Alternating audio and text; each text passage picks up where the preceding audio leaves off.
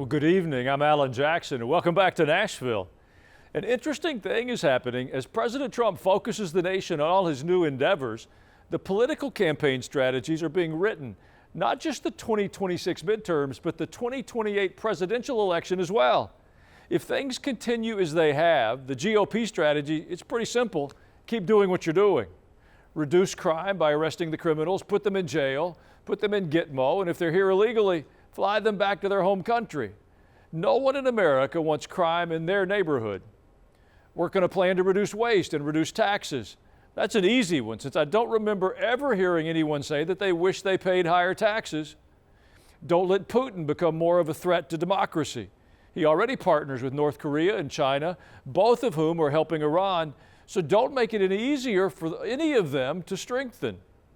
Reduce the drugs coming into this country, especially the fentanyl that's killing 75,000 to 80,000 Americans every year.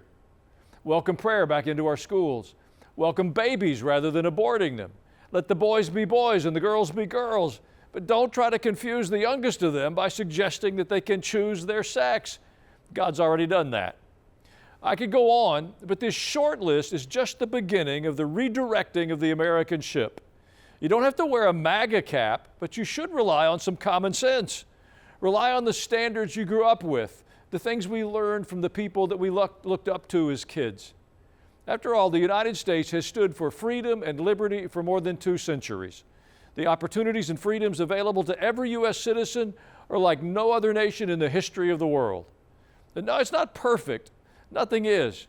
But God has blessed us and our nation, and we don't need to rewrite large portions of our history and apologize to the world about the America that we grew up in and that we believe in. Well, our guest tonight is a great example of what I'm referring to.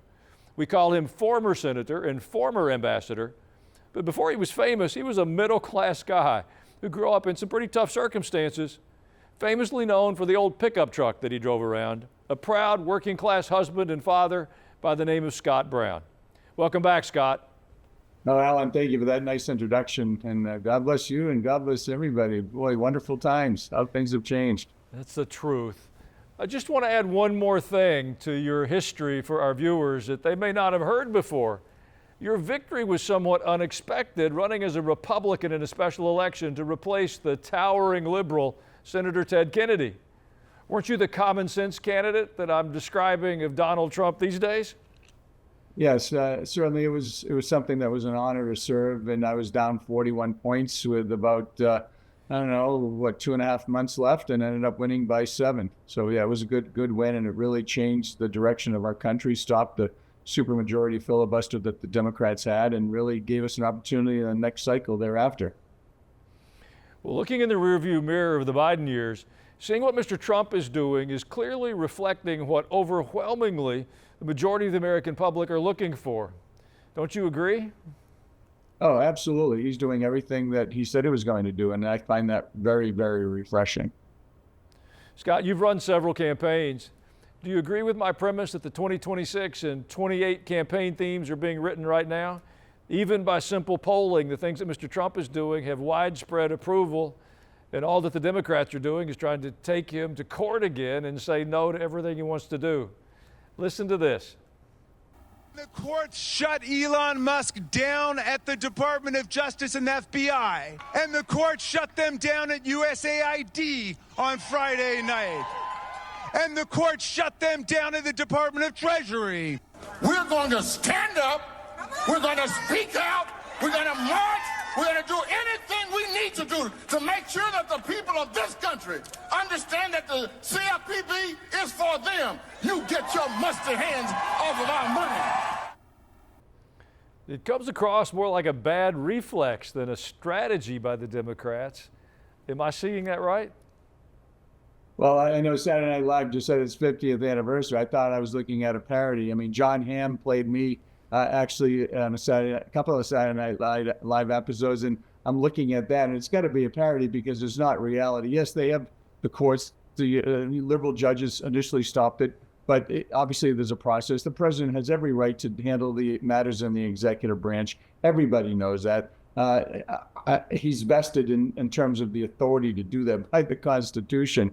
And that's all they're doing. You see it, the slow walking, the court filings. I said that, I think, on one of your shows, that's the only thing that they have.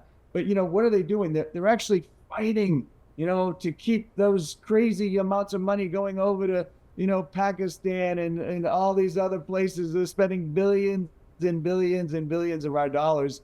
And I guess that's okay in their eyes. It's not okay. People are tired of spending. We're getting close to April 15th.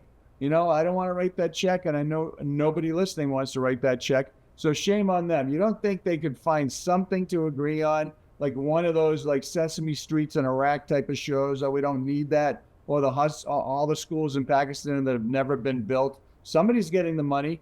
Where is it?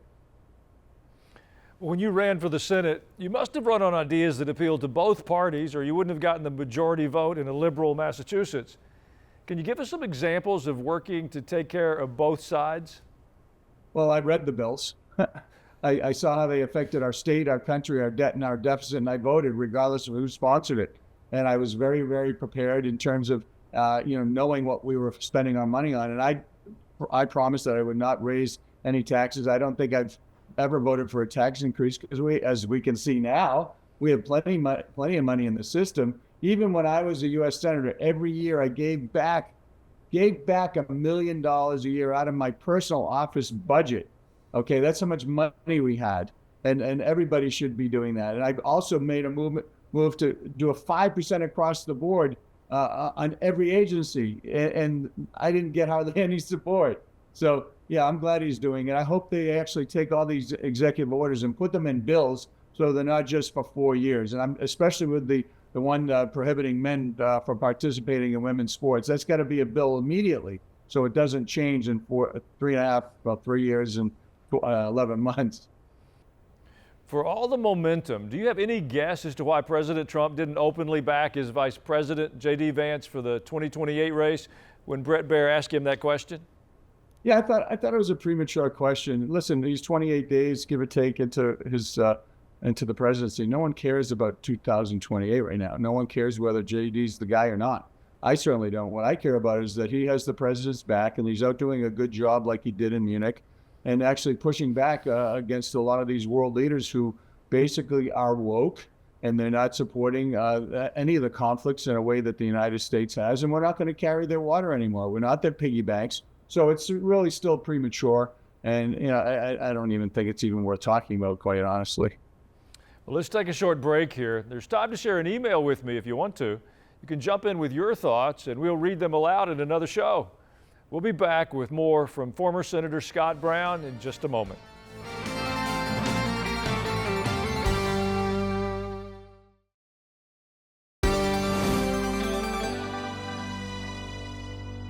We're back now with the former ambassador to New Zealand, Scott Brown. With all that foreign policy experience, I'd like to get your thoughts on how President Trump is doing globally. Let's start with his Gaza proposal. Do you think it's a good idea? Well, I don't think it's a bad idea, but I think it needs to be thought through more, and people need to know exactly what's going to happen. So here, we all know Gaza. It's basically there are unexploded munitions there. There's absolutely no place to live. There's no services. There's nothing. So what he's proposing is basically getting everyone out of there, clearing it out, and basically have a new flat space and figure out, okay, can we build something there that's going to be long lasting and be sustainable? But it's not going to happen if Hamas is still in charge. So you got to get them out of there.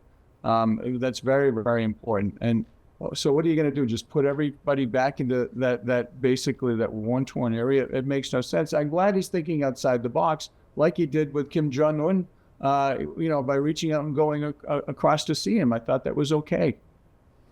Let's talk about Ukraine and Russia. Is Mr. Trump's path one that can work, even with Putin getting part of Ukraine, if it comes to that?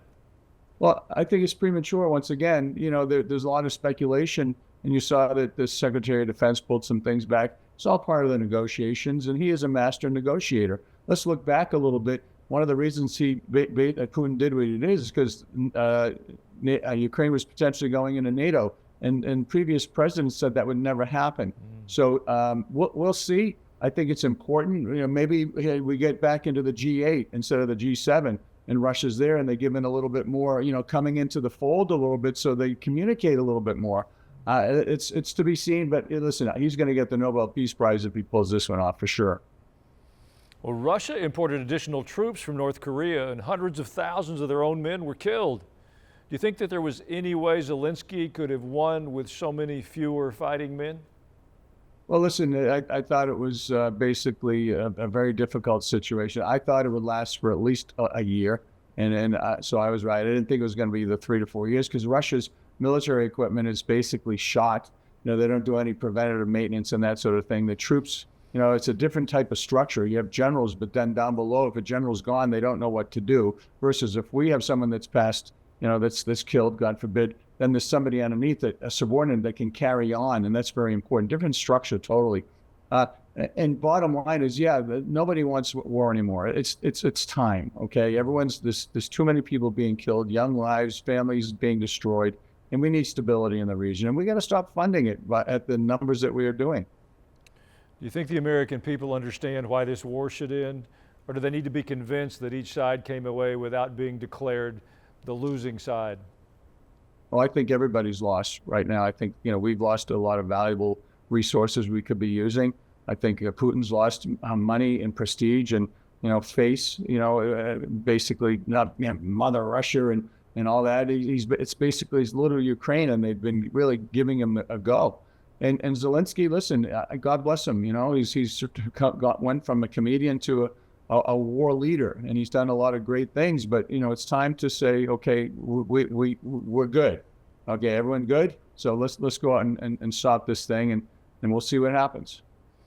President Trump has introduced tariffs as a part of his global negotiating strategy.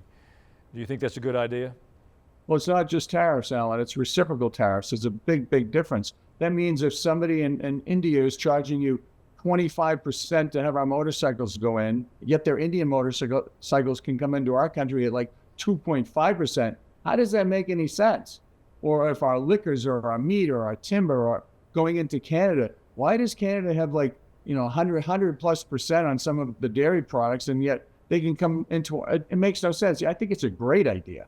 I think it's an amazing idea, quite frankly, because what it'll do is it'll force them either to come down and you have a mutually acceptable tariffs, or then they just won't be able to have our products in their country and vice versa. That's fine. What about Greenland? Do you think they should be brought in under the American umbrella in some way? Yeah, absolutely. It's a strategic importance. Absolutely. I've been to Iceland. I haven't been to Greenland yet, but same but different.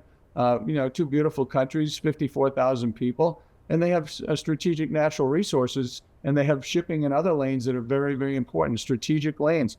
Yeah, we can do something with Greenland, whether it's industry and being some type of protectorate, putting a base there, whatever it is. I think it's better than what they have, and I think they're really eager for it. What's going to stop Russia or any other country, China, from coming in there and just taking it over, quite frankly? Denmark? Kidding me? Are you still in touch with the leadership in New Zealand? Are they pleased with Trump on this global stage? I am. Actually, I am quite often, and I've been speaking to the new ambassador-elect, getting him ready for the process, and a very good choice, very, very excited for him, for New Zealand and for the ambassador-elect. And they are concerned because it's a small country. They do about $16 billion of trade with us. So, every dollar counts with New Zealand. They're still recovering from COVID and a lot of the crazy spending out of the previous Ardern administration. So, they're concerned, but I'm sure they'll work it out. They're a Five Eyes country. They're an ally, and, we care very deeply for them. Well, Scott Brown, it is always a pleasure having you on. Thanks for sharing your experience with us, and hope to see you soon. Amen. Thank you. When we come back, my thoughts on where we're heading and how you can be a part of it.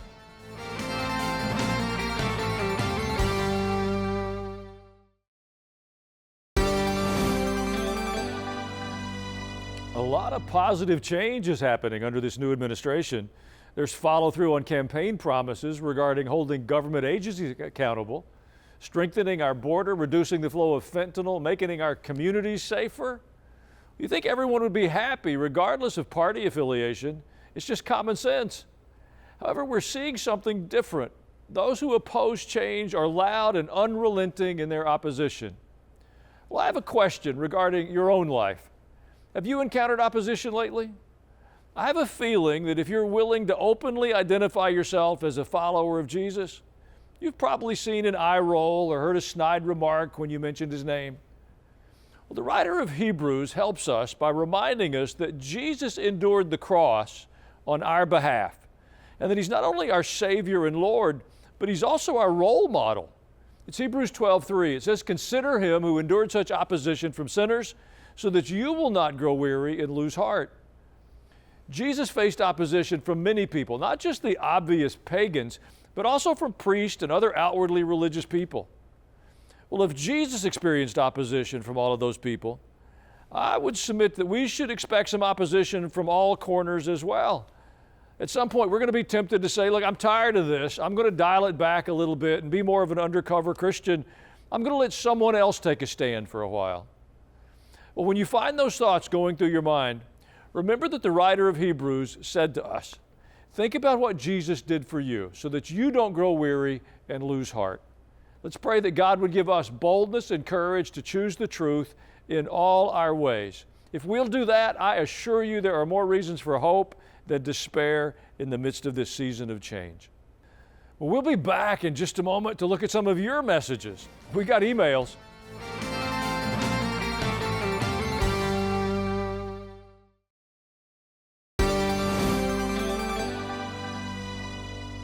Thank you for taking the time to send your emails. Your thoughts and opinions make a difference. Ken Miller emailed, your show talked about the waste in our government. I want to know why the Republicans weren't telling the American people about all the money we were sending to the countries of the world. Well, Ken, I think it's unfortunate, but both Republicans and Democrats, in my opinion, they've had their snouts so deep in the trough, nobody wanted to tell the truth about what was really happening. I'm grateful for what's happening in Washington right now, and I hope they'll continue forward. Glenda from Kennesaw, Georgia wrote, my daughter is a veteran who put her life on the line in Iraq for this country. She's now a nurse working at a VA hospital. After supporting this country in the Army and working so hard to get her nursing degree, she and her colleagues got their letter yesterday, and now she's very worried about her future. I agree with a lot of what Trump is doing, but I cannot stand with him on this. He's treading on people in situations that don't deserve it. Someone needs to point this out to him. Glenda, there's a lot of change and a lot of rumors and a lot of outright lies going on right now. A woman talked to me just a day or two ago that said that Elon Musk was going to take away her Social Security check. She was terrified to the point of tears. We talked about it. There really wasn't any substance behind it. It was just a threat she'd heard and an idle comment from a source that wasn't trustworthy. I pray that your daughter's initial report doesn't prove to be true. Let's cut the fluff and the waste, but let's keep the people that are helping our soldiers and our veterans busy doing just that. Debbie V mentioned on YouTube, Alan, thank you for standing up and bringing us the truth about what in the world is going on. People have lost their minds, even people who call themselves Christians. Debbie, your analysis seems pretty accurate to me, but there's change underway. It's unsettling at times, but I believe it's taking us in a good direction. And finally, Kristen in Pennsylvania emailed, Pastor, thank you for bringing back George C., who always speaks sound wisdom for all who have ears to hear. He presents a godly perspective to economic information and how we can address and manage the changes ahead. Thank you to George and to you for all y'all do to inform in a sensible fashion. Definitely more hope than despair, praying daily for you and your team. Well, thank you, Kristen, for using y'all in a sentence. In the part of the world where I live, that makes you a scholar. And I appreciate your analysis of George and his commentary. He does help us. Thanks for taking time to watch our program. If you missed the live broadcast, you can go to YouTube. It's posted every evening. The address is on the screen. When you go, subscribe and like it. Your willingness to do that helps us expand the audience, helps us stay on the air, makes a big difference. Make sure to send your emails to comments@alanjacksonnow.com. And from all of us here in Nashville, thank you for joining us tonight. You have a wonderful evening.